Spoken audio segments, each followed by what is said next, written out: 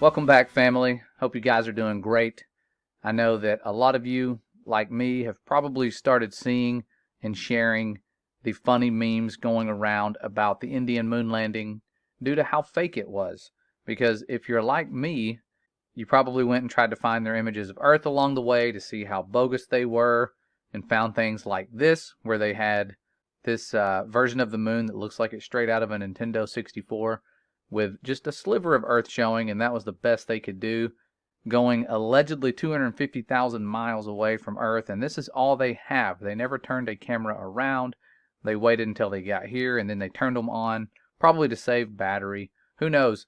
But those are the types of things you find when you search, and of course they were in a race with Russia, because Russia wanted the street cred. If they beat India, we would just have so much more respect for them. And so they were also on their way with their tinfoil contraption. I don't know what this gold acts as or how it's going to protect these curtain rods, but it's essential, just like it was with our moon mission named after false gods as well. But at least Russia has shown us pictures of Earth. Here they are. This is Earth right here, by the way, if you didn't know. It just happens to look like someone's cell phone light in a dark room, which actually may be what it is. I feel like they have just gotten so careless with deceiving us that they don't really try. Like, they just take out a camera that they brought with them from the 1930s and take these pictures and blame it on exposure or whatever. I don't know. That's definitely not what we live on, that little light right there. But as ridiculous as these things seem, all of these memes that seem to just write themselves with these people putting out this bogus nonsense, there is a darker side to all of this, and it goes back to something I came across when I was looking for their proofs that they went there, knowing that they didn't actually go. And you see things like this. Children, precious, innocent little children being deceived and praying to a false god, showing their pride, praying that this lunar lander that is named after one of their false gods will actually land on the moon. And so they have them in unison praying. And the crazy thing is, we're not allowed to have prayer in our schools. You wouldn't see this in America. They wouldn't have children praying because most of the children here would be trying to pray to the one true God, and they don't allow that here in America. But these little precious children being deceived not only about who they are, what they live on, but who to pray to. So many different deceptions in one photo, and kind of brings things back to take away from the laughing matter, even though it is funny, the things they're doing. These children, like we were, are deceived. And there are grown adults who, in many ways, like these children, are falling for the same things that we fell for. We were all under this grand illusion at some point, and the Father has swooped down to wake us up through His guidance and humbling us enough to look into this and not be cheering right along with them, because some of us still would be, or most of us, if not all of us, still would be, had we not been so blessed to see what we've seen. It took a lot to undo the indoctrination that we were under. But these precious little children being deceived by powers of darkness. But to get back to these precious children and talk about what it is that these missions are doing, it's all to bring glory to their false gods. And the way they do that, they named their lunar lander, just like we named our lunar landers and things after false gods. You know, you have the Apollo astronauts and the Apollo missions giving glory to the sun god from way back when. They do this with their lunar lander that is named Vikram. And for those of you who don't know what that name means, when you look it up, it's derived from Vishnu, which Vishnu, go to Wikipedia and find out who that is. It is their triple deity. Okay, a lot like the Roman version of our Messiah that they made. They have their Trinity. And so this stuff goes way back. Before Yeshua, they had the Babylonian trinities and things like that, the Egyptian trinities. And that's why they're corrupting his image. That's why you see all these paintings with his hand symbols being in weird places and him having 3 heads, 3 faces and all of that. It's all a demonic deception. Like the word mentions, the spirit of the Antichrist is at work here. It is essentially to deny the Father and the Son. And so you have that going on here. Lots of different things. It seems like just cartoon animations. It's harmless. But it's not harmless. It's literally bringing a generation of children. And India has a massive population. It's not just some small little country. They have, I forget how many people they have in their country. It's a lot. They've got a massive population. And so that generation of children growing up deceived, it's a big deal. So we need to be praying for them, finding ways to target them with truth and with guidance that will guide them away from their deceptions. If there's people that are bilingual, can speak the language, and jump onto their discussion posts and groups and help wake them up, please do that. If you want to ever translate anything we have into that language, feel free, use it free of charge, make money from it. I don't care. Send it over there. We would love to help wake those children up, just like the ones over here. This is a worldwide mission. The word says it's not until the gospel of the kingdom reaches every single nation that the end will come. And so we still need to be preaching just like back then. There's a lot of work that has to be done, and online work makes it easy. I feel like we're kind of limited to these days of online abilities to reach people due to how much we're reaching people. And so who knows how long we have here, but use it while we can.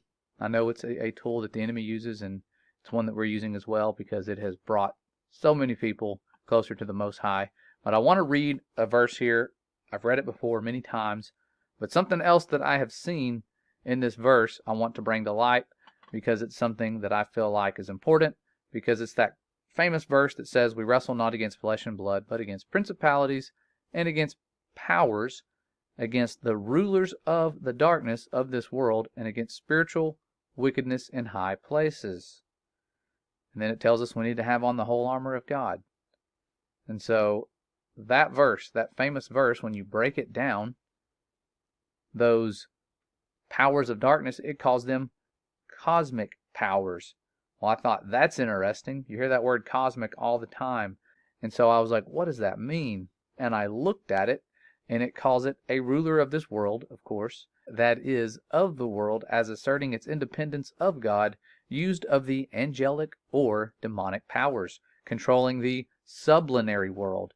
And I thought, there's another word I need to look up. I got to increase my vocabulary here. There's so many big words.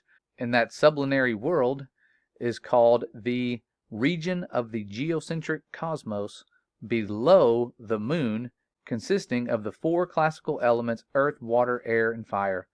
But it's the geocentric cosmos below the moon, aka below where the firmament is. They can't get past it. That's why it's below the moon.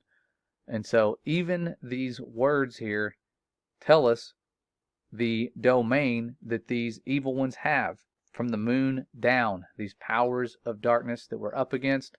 That's why they focus on the moon and getting there and trying to go there. They can't go there, but they're going to pretend they can because they rule the space below the moon. They're never going to go to Mars. They're never going to go beyond the moon. They're never going to go beyond the firmament. And so they send us bogus proofs and things like that, constantly targeting our children. And as most of you have seen by now, we've been wanting to create something for this generation of youth and some of you adults who are wanting to take classes and educate yourself about the world we live in and intelligent design. We're starting to really get things moving with that. I haven't created lessons for the earth science class yet. I have some that I have lined up for the life science and have put some out there. And we're offering some sample courses that are free just to sample and demonstrate what next year is going to be like when we're hopefully able to do this full time. Not really sure if that'll happen, but that's my goal. That's what I want to be able to do, and have something that really does bless future generations if we're here that long, or definitely the generation of youth right now that are about to be exposed to deceptions far greater than what we're seeing with this India moon landing stuff. But as I'm working on this and doing that, I know there's a lot of parents going into homeschool with their children due to all the indoctrination. And you see stuff like this. This is what I saw when I was scrolling through on Facebook the other day trying to get to our page, and it's the homeschool programs that are out there, and they are full of space propaganda. My wife's finding it too. We're reading a book today that's from a creation-centered place, and it's joking about, not really joking, but mentioning how the ancestors, the people, the ancients believed in a flat earth, and they were sailing out in the water, and they used to think that, and now we don't. It's that type of content. No matter where you go in the creation curriculum, it seems to be a big deal. And the reason they do that is because it's a part of the standards. And so as an educator, they will really go after you if you don't stick to the standards. So someone like me teaching the way I do, I have to be really sneaky. And with this new approach with the homeschool, I don't have to be sneaky, but I am going to use a modified version of current standards that I'm calling creation standards for a reason, and that's because our children that are homeschooled have to take tests, at least in my state anyways, that go along with those standards. And so I want it to be standards that make them put the traditional standards to the test and show them the proof of the Father's true creation standards, the ones that He has in the Bible that show us what we live on and who we are. And so we put things to the test. That's my goal anyway. And so that's been going on. But this whole Indian thing just reminded me of how essential it is that we wake this generation of youth up, even the ones that aren't in our country, ones that are somewhere far away that we feel like are just too far away for us to get to. These people are reachable. Find ways to do so. I know it's not easy, especially with the language barriers and stuff, but if you can really work things out and put stuff there, I know there's a lot of people that, especially the people that are already there, it's a little more dangerous. I think it's, you come into Christianity over there, you get banned or, just kicked out of the house.